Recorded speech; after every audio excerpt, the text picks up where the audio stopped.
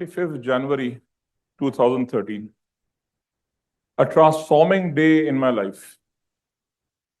I and two of my friends decided that we're going to track Adam's Peak in Sri Lanka. We were sitting there deciding, okay, let's go tomorrow. We took a flight, landed in Sri Lanka. It was around 2 o'clock in the morning when we had to start our journey. And our vision was, okay, we're going to track it, go up there and watch the sunrise. It's almost a 3.5-hour tracking. So we packed our bags, put our tracking shoes on, and started the journey. Almost 1.5 hours in the journey, we sat down, had a nice cup of coffee, which we had packed us with us, found some other people who were tracking with us, had a good conversation, and continued our journey.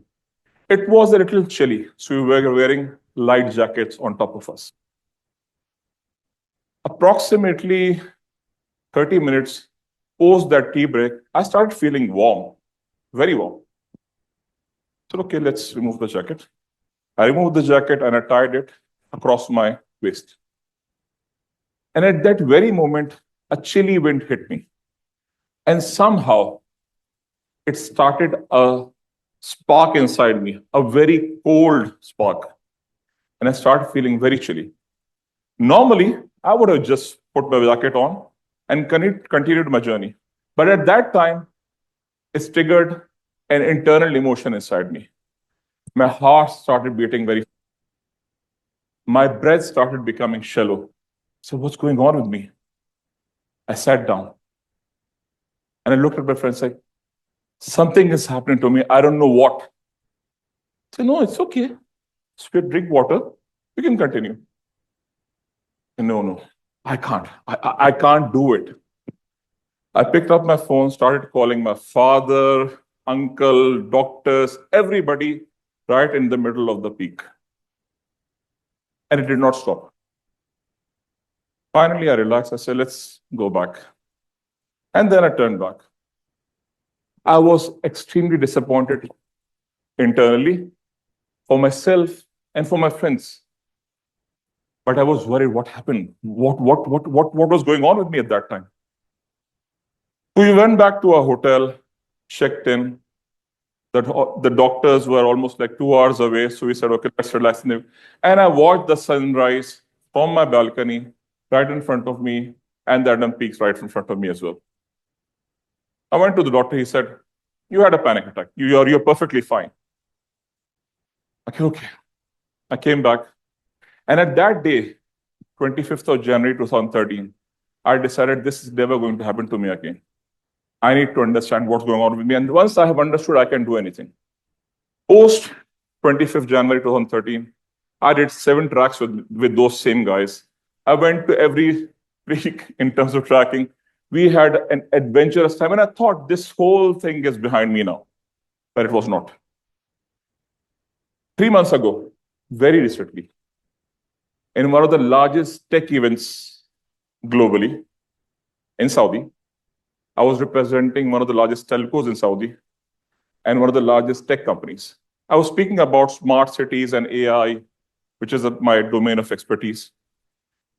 And right in the middle of the talk, with 100 people sitting in front of me, I went back to my Adam's Peak moment. And I was just shook there. I was frozen. I could not move. But then I thought, no, this moment is bigger than any of my fears. So I took 3 steps.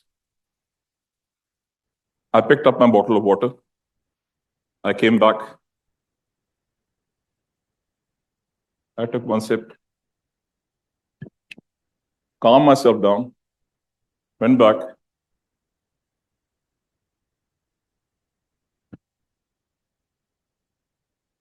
And continued my speech. 10 minutes down the road, the speech was over, and alhamdulillah, it went very well.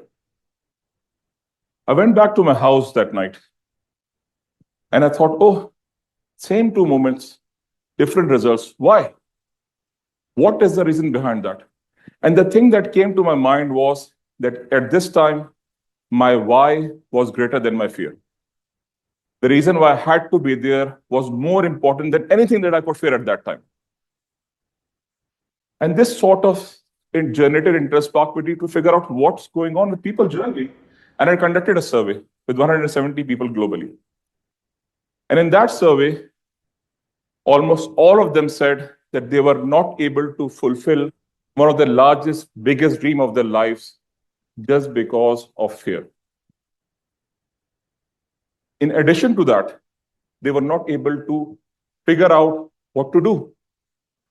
However, I asked the same question for people who have accomplished something, and they said, my why was stronger than my fear every time. And I knew what was I getting into. And through that, I came up with a framework, a 3-step framework. Acknowledgement, information, decision. Acknowledgement that the fear is there. Fear, by the way, is not a bad emotion. It has kept us alive for millions of years. We just need to understand why the fear is there. And at the same time, we need to acknowledge my why. Why am I doing it? So these two things have to be acknowledged then and there. Number 2, information. I need to know why my fear is there. What's the reason? Is it rational or irrational? The second time, the difference between the first and the second time was, I knew that this was a panic attack. And I had to calm myself down. This was it. Along with that, my why was much stronger. Maybe I did not really want to go to Adospeak. It was not really my vision. We just wanted to go to have fun. But it was not really embedded inside me. But this time it was. So with information, with all of this, I was able to take the right decision. Lastly, once you have done that, you take a decision. It can be you need to move forward or no, but you decide at that point of time, and then you will not have regrets because you did a good analysis before taking that decision. So please make sure, define your why, understand why you want to do it, so that you don't have any other Adospeak moment in your life. Thank you.